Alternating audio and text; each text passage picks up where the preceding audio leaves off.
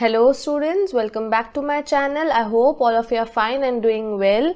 So as we all know, our board exams are divided into two parts, that is term 1 and term 2. So term 1 is basically for MCQs, that is it is going to be conducted in forms of MCQs. Okay, for our board exam term 1 और term 2 कुछ भी बोलो, आपको कोई भी term 1 और term 2 देने के लिए, अच्छा स्कोर करने के लिए आपको क्या करना है, आपके हर चैप्टर के कंसेप्ट्स बहुत अच्छे से क्लियर होने चाहिए. So here I am with the new chapter that is accounting for share capital. In this chapter first of all will learn about basic account, what are share capital, basic about shares, and then will move to the practical sums of it. So let us start without wasting much time.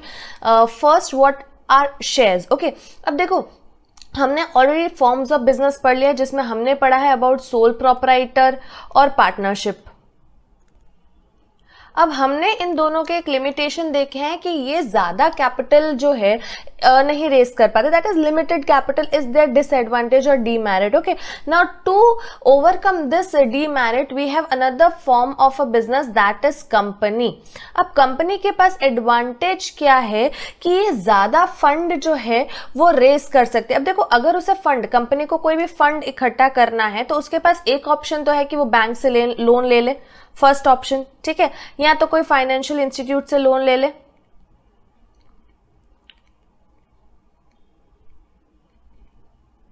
But disadvantage of both this again is fixed interest charges, liability and all that. Then though it has its advantage and disadvantage, but a company has also one option, that is it can raise its fund from general public.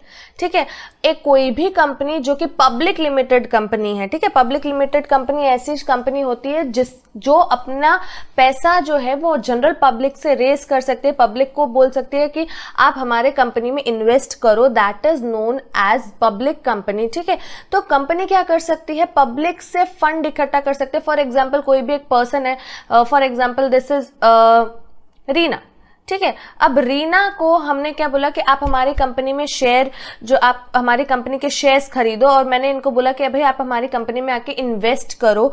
They will invest in a firm. Okay, ये general public है, हमारे firm में invest करेंगे और ये लोग क्या देंगे, हमें पैसा देंगे. पैसे को हम क्या बोलते हैं, कैपिटल. ठीक है, और ये जब हमें पैसा देंगे, in return what will give them share in a profit. ठीक है, हम इनको क्या देंगे, share in profits. So they are investing because they have spare fund, और उनके पास एक्स्ट्रा, जो बहुत सारे लोग होते हैं जिनको इन्वेस्ट करना होता है. ठीक है, in by investing they can earn more. अगर आपके पास 10 लाख रुपए पड़े हैं, ठीक है, पड़े हैं, लेकिन आपने कहीं उसको इन्वेस्ट किया, it will get compounded and it will give you more money. Okay, so हम क्या कर सकते हैं, general public, those who wants to invest will can ask them to invest in our business, and in return what will give them share in the profit. So actually whatever they are investing in our firm is known as share capital.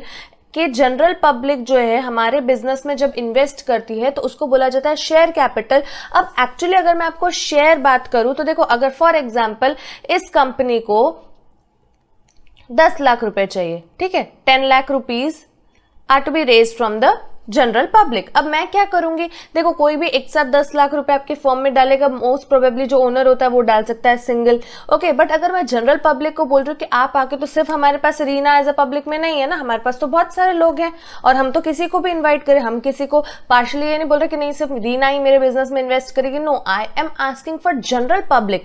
जितने भी लोग हैं मैं उनको offer कर रही हूँ कि आप हमारी कंपनी में इन्वेस्ट करो. तो मैं उनसे कैसे बोलूंगी कि आप हमारे फर्म में, वो मेरे फर्म के क्या खरीदेंगे, वो मेरे फर्म के क्या खरीदेंगे, शेयर्स खरीदेंगे. सो what I will do, this capital will be divided into shares. So what can be done, for example इस कंपनी का कोई भी एक, मतलब इस कंपनी का जो शेयर है वो 10 रुपी का है, एक शेयर. ठीक है, 1 share is of 10 rupee. So under 10 lakh you will have how many shares, you will have 1 lakh shares. okay, so company का कैपिटल कैसे डिवाइडेड है, 1 lakh shares of 10 each. Now this I have issued to the general public कि मैंने subscribe करने के लिए कि भाई आप हमारे शेयर्स खरीद सकते हो. अब आपके 1 लाख शेयर में से रीना ने 50,000 शेयर्स खरीदे, कोई और ए बी सी किसी ने भी आपके शेयर्स कितने भी खरीदे तो वो बोला जाता है share that is a unit of your capital. आपके कैपिटल को जब हम छोटे छोटे पार्ट्स में डिवाइड कर देते हैं that is known as shares. Okay, अब कंपनी क्या करती है, देखो ये जब शेयर्स मंगाती है तो हमने 1 लाख शेयर्स मंगाया ऑफ 10 ईच। अब जनरली कंपनी जो 10 रुपए है 10 रुपी पर शेयर एक साथ नहीं मंगाती है, वो क्या वो करती है, वो पार्ट्स में पैसा मंगाती है। ठीक है, फॉर एग्जाम्पल अगर 10 रुपए का शेयर है तो मैंने क्या बोला, भाई पहले आप मुझे 5 रुपए दे दो। एज अ कंपनी मैंने 10 के 10 साथ में नहीं मंगाए, पहले मैंने 5 रुपए मंगाए, फिर मैंने बोला कि आप 3 रुपए दे दो, और फिर मैंने बोला कि आप मुझे 2 रुपए दे दो। ठीक है, तो हमने क्या किया, हमारे शेयर्स को पार्ट्स में बुलाया। दैट इज 10 रुपए के शेयर पे मैंने पहले 5 रुपए लिए, फिर 3 रुपए लिए, फिर 2 रुपए लिए। तो जब आप फर्स्ट टाइम पैसा मंगाते हो that is known as application money. Okay, and after receiving application money you what you will do, जब आप नेक्स्ट टाइम डिमांड करोगे तो that is known as allotment money. And फिर जब आप पैसा मंगाते हो that is known as call money. Application, allotment, call. अब ये कंपनी पे डिपेंड करता है कि कंपनी जो है कितने पार्ट्स में लेकर आ रही है, मंगा रही है पैसा।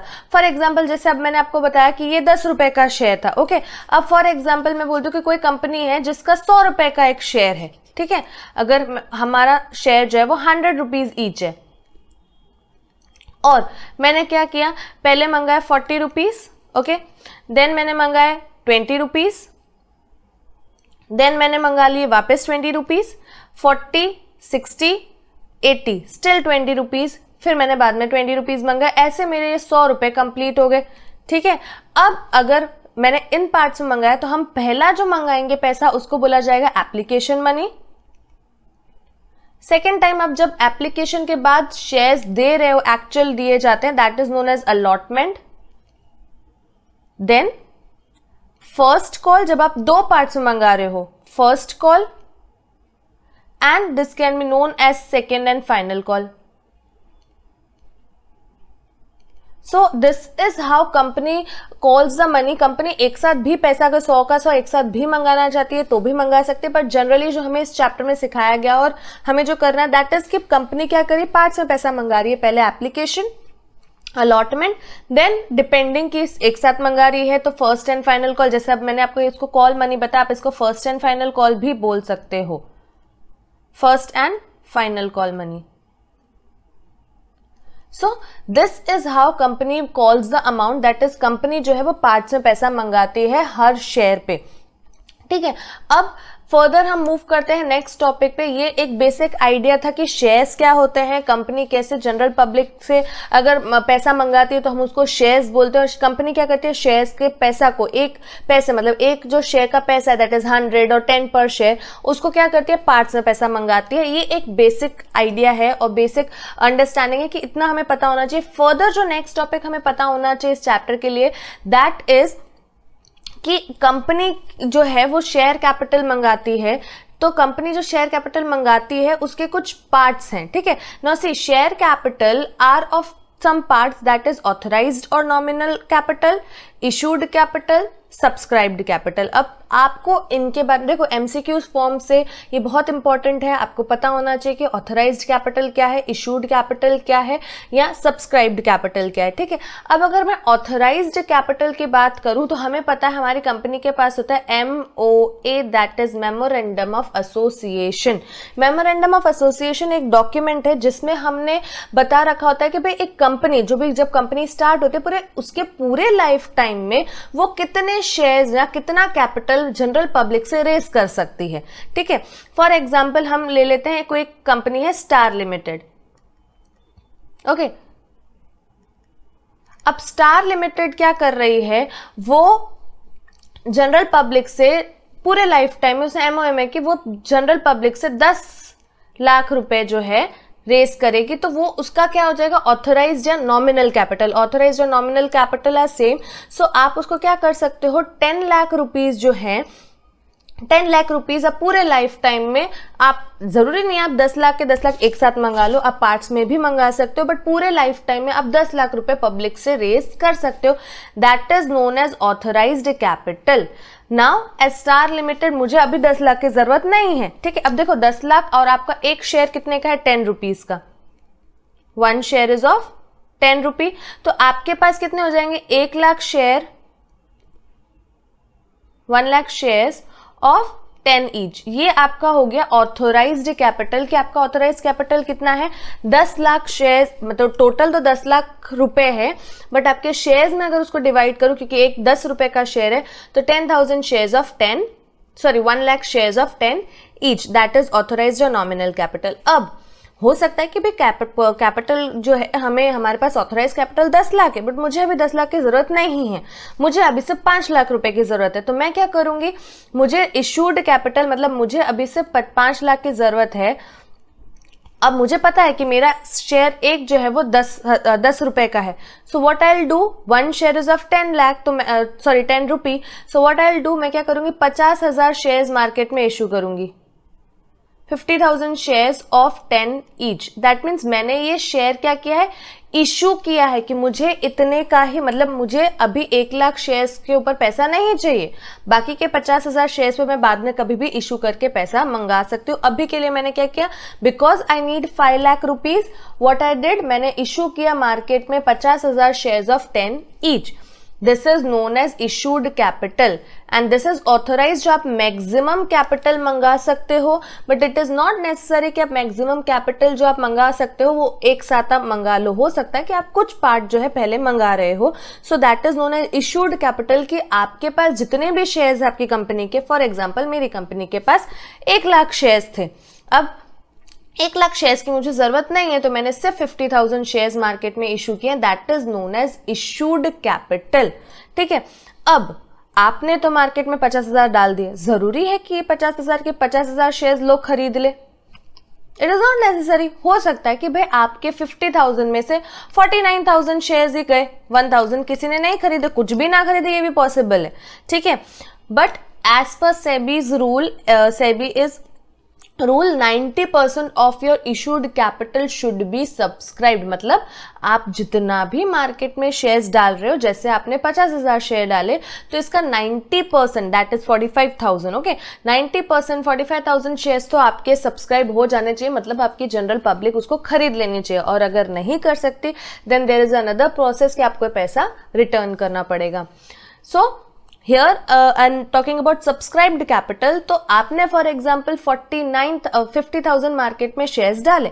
अब 59,000 शेयर्स जो आपने डाले वो सारे के सारे नहीं, बट कुछ लोगों ने 49,000 शेयर्स आपके सेल हो गए. मतलब लोगों ने सब्सक्राइब किया है 49,000 शेयर्स के लिए कि भाई आप हमें शेयर्स दे दो. तो 49,000 शेयर्स ऑफ 10 ईच.